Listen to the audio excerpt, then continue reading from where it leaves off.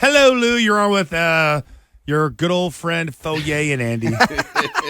Did you forget your name when you were about to say it? Hey, again, I'm on a lot of drugs right now, Lou. He did. He's all drugged out, Andy. Jesus. I'm in a good mood, although I just left that Northern California where Fauria, you don't consider that California, No, right? 'Cause you it's a know, mess. I don't consider it California. Yeah, what happened to San Francisco? I saw your tweet about you used to love the streets and now. Oh, I used to get up and just walk around the streets. We used to walk right downtown and kind of hang out. Now it's like I don't even think about leaving. It's like a mess. I go a couple blocks to, whatever, and it's like I get a sandwich or something, and it's a mess. Lou, when we were down in the Super Bowl, 2 years ago, and we went down to grab a drink at like a 7-Eleven, and then we literally It was like passed, that. Yeah, okay. They were like smoking crack, doing drugs. It was like something that you would see on like a CSI or something like that. Yeah, it was like that. It was just like that all over the place. I just stayed in. I mean, listen, I popped in there on a Monday morning, early flight, came home like middle of the night on Thursday. So it was like 3 days, get the hell out. But I'm good. I'm back in Beantown, ready to go with the Mets in town. Hey, so is that like the worst thing to happen?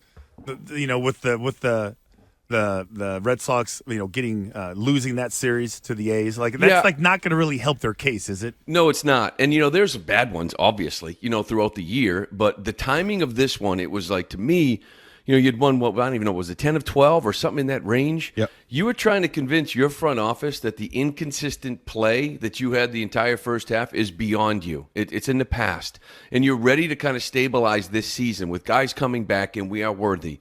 And instead, all you did in that second and third game, I think, is sort of let them know that inconsistent play is still there. The inconsistencies on his team is still there. So, yeah, I think it's damaging if you're one of those, like, go get this guy, go get Stroman, go get Giolito, which I don't think they ever would have. But go get Montgomery, go get Lorenzen. These types of moves now, I think it's hard to do.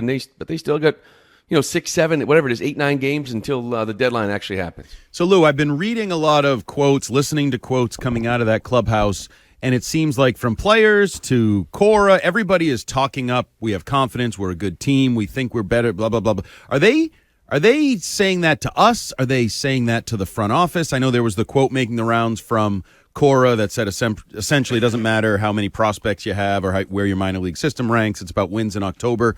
Are they trying to convince Chaim Bloom to do something? Yeah, I think every team always does. You know what I mean? Like players don't care. Kenley Jansen doesn't care at all about Roman Anthony and Nick York. You know what I mean? Like he wants better players on his team. They don't care about the future. They want to win right now. I think they do believe. Listen, there's a lot of good players on this team. That just these players are inconsistent. The big quote that I would go to was I think it was to Julian McWilliams was Refschneider. After that loss against Oakland, he was just like, listen, we're inconsistent. I get it. I get it. I understand why they don't think maybe we're worth it or whatever because we're just so inconsistent. Now they could turn it around and have a big weekend here. But see, to me, this deadline isn't necessarily about who they bring in because I don't think they're in on those high-priced rentals. The Orioles should be. The Dodgers should be. Other teams should be because they're locked to get in the postseason. The Red Sox right now shouldn't be giving up a Meyer or Rafaela even, for the Roman Anthony for these guys. The question is, who goes out? That's the most telling position that they're in right now. The more they lose, the better players on this team are going to be traded.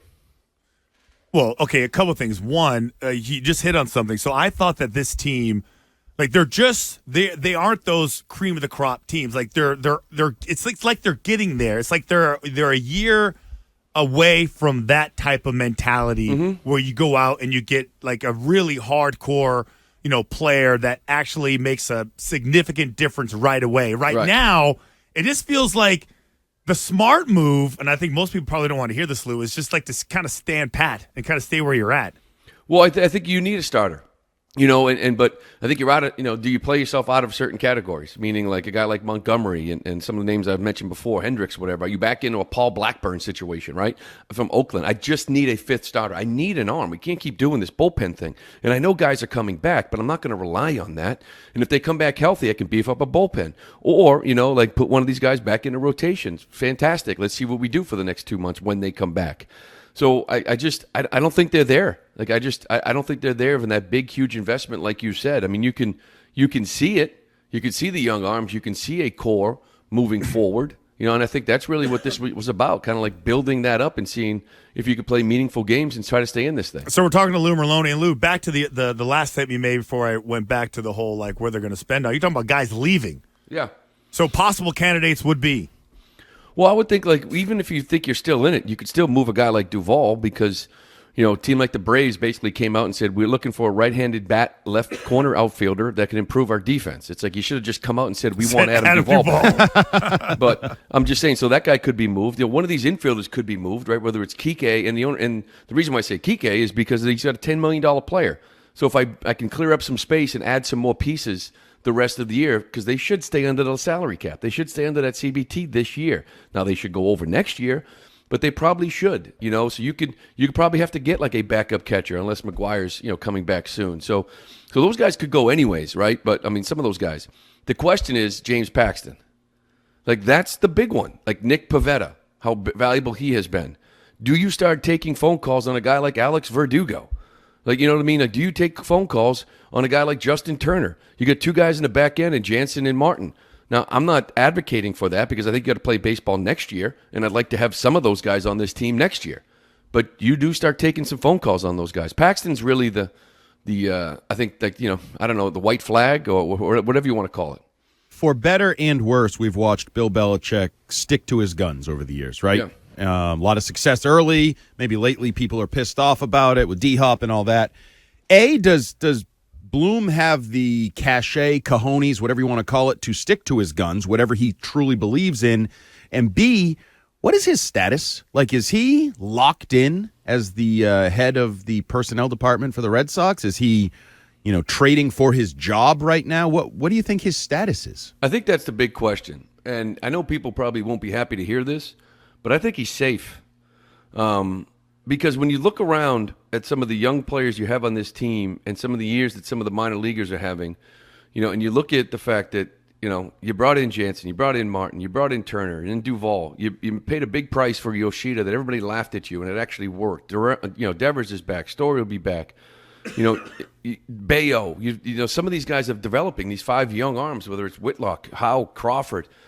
Like, you could look at it and say, I think he might have bought himself another year or two. You know what I mean? To kind of get this thing rolling a little bit here. Now, the question is he the guy that you believe in can go out and supplement? You need, whether it's free agency or trade, somebody to go with Bello. You need a future right-handed bat to go with Devers for a long time. Turner's done an amazing job. But you know what I mean? That right-handed bat, maybe an outfielder, whatever it may be. Maybe it's Story, but still, it's like somebody to go with him. But I don't know. I mean, I think he's going to stick with his plan. I mean, when you think about where this team is, and I know the record isn't great, but you look at some of the personnel decisions this past year, people aren't happy about it, but a lot of it's worked.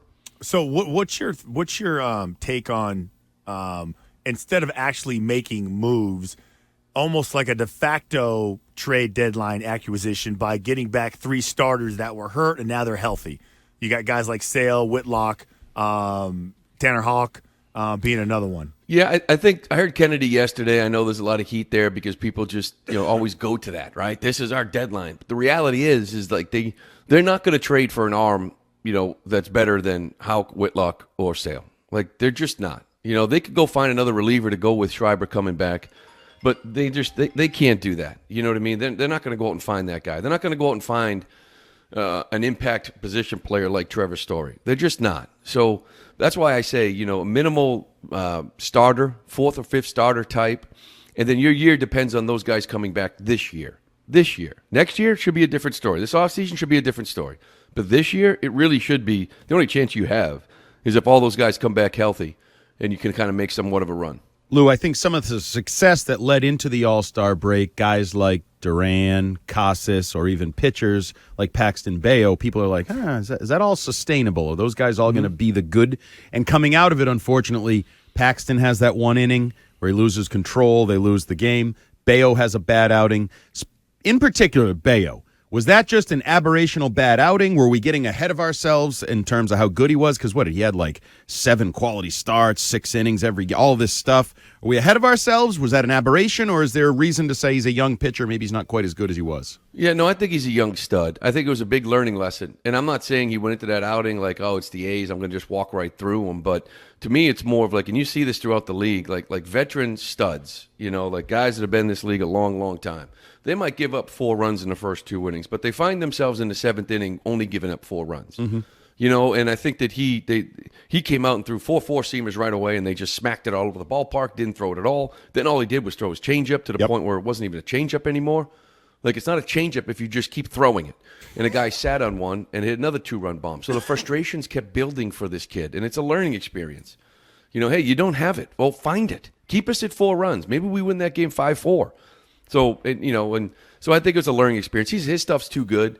It depends. If you think he's Pedro Martinez, he's not. If you think he's Clemens, he's not. He's a really good pitcher in this league, a front-end guy, whether he's a 1, maybe a 2, whatever it may be.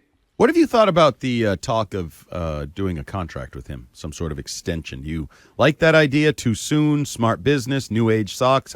What's your thought on that? Smart business. I mean, I think you do it. Because that way you kind of lock him in, whether it's a 6-7 year deal, and then towards when you got a couple years left of that, you try to lock him in again. I think you just try to get that ball rolling. I think he's the one guy that I am investing in long term. And as much as I love what Casas has been doing lately or what Duran has done all year long, I just think Bello's a young starting pitcher that I want to invest in. So we've seen it. Like Spencer Strider's one of the best pitcher in baseball, or one of them.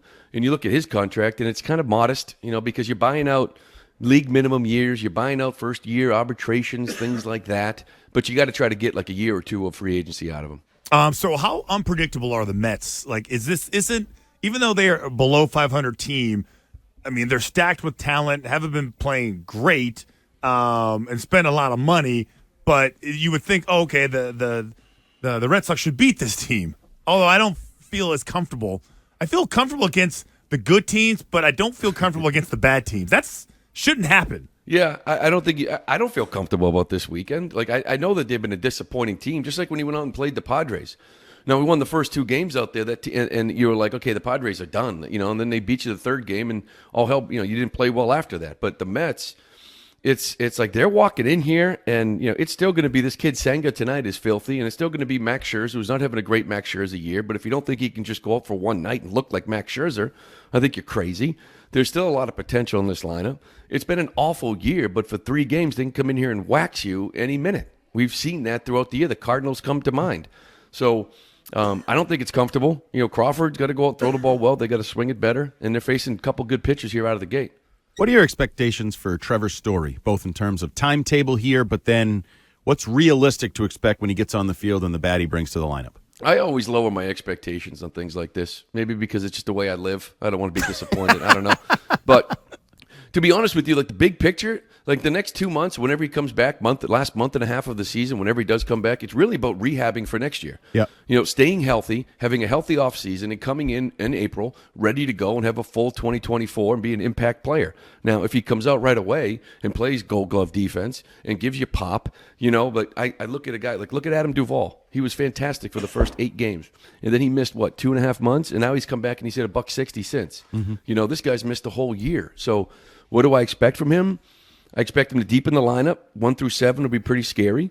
There'll be presence at the plate, but defensively, I think there could be some timing issues. Same with offensively. So I've lowered my expectations. It'll be good to see him come back, and hopefully he surprises me. All right, Lou. So help us out with something. We just stumbled across a real random segment that who the hell knows if we'll ever get to again because it's too broad and vast. Yep. What's a more recognizable song? Okay, "Gonna Fly Now" from Rocky. Yep. Okay, which obviously everybody knows, or the shark theme from the movie Jaws. What's my demographic? You or your demographic? Yeah, you. I think it's Jaws. Yeah, me too. Really? Yeah. Yep. And you know my love for Rocky, but I think can't it's just believe Jaws. I put think it's that on a Jaws. tee for you. Do you like this topic? Because we just wasted an entire segment going just in No, I squirrel love directions. the topic. I absolutely love the topic, but I just feel like it's just like in Rocky, you get in the right mood with like the right crowd, and I get it, but I don't know. I feel like that Jaws theme is just everywhere. Absolutely. You're sitting on the beach with a couple beers, and someone starts. Would doing that be it. your number 1 seed going into any sort of bracket? It might be. I would think so. Okay. I mean, you hear kids do it in a pool. Like, there's like 5-year-olds in a That's pool, true. and you hear, True. "Dun-dun." They don't All even right. know what they're doing, but they're chasing their friend in the pool. Exactly. Look, Mom, I'm shocked. All right, so Lou, you're going to be here on Monday with me, right? I am there, buddy. I can't wait. Jock Itch, episode 3 with Andrew Razor Raycroft. Oh, I'm looking forward. Got to do a little TV in between, so we'll be ready to go. Lou, let me throw something by you. So you know how the Brian Scalabrinis of the world, the NBC Sports Boston, when they're talking Celtics, people say green teamers, correct? Yeah. So I've been doing shows with Rich Keefe, and it seems like ever since he joined the pregame show here on WEEI, he's gotten a little bit more of a positive spin on the Red Sox. And I feel like we need a name for those people. You may or may not include yourself in that group. What do you think about sox sniffers? Sox sniffers. I like it. Okay. I like it. Run with it. You, Keith, you're all sock sniffers. Will Fleming, y'all sock sniffers. I don't think Sean McDonough is, but the rest of you are. That's perfect. All right, Lou, thanks, buddy. We'll see you on Monday. Hey, guys, have a great weekend. See you then.